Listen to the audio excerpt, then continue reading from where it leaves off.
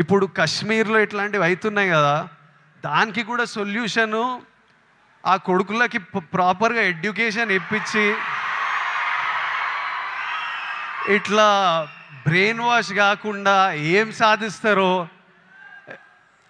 నేను చెప్తున్నా. కశ్మీర్ ఇండియాదే, కశ్మీరీస్ మనోలే. నేను 2 years బ్యాక్ ఖుషి అప్పుడు కశ్మీర్లో షూట్ చేసిన. నాకు ఎంత మంచి మెమరీస్ ఉన్నాయో వాళ్ళతోని. వీళ్ళు పాకిస్తాన్ వాళ్ళు వాళ్ళ మనుషులను చూసుకోలేక అక్కడ కరెంట్లు లేవు, నీళ్ళు లేవు, వచ్చి ఇక్కడ ఏం చేయాలని చూస్తున్నారో. ఇండియా పాకిస్తాన్ మీద అటాక్ చేయాల్సిన పనే లేదు. పాకిస్తాన్ వాళ్ళకే విరక్తి వచ్చి వాళ్ళ గవర్నమెంట్ మీద అటాక్ చేస్తారు. ఇట్లనే కంటిన్యూ అయితే అసలు 500 years బ్యాక్ ట్రైబల్స్ కొట్టుకున్నట్టు వీళ్ళు బుద్ధి లేకుండా, మినిమం కామన్ సెన్స్ లేకుండా చేసే పనులు.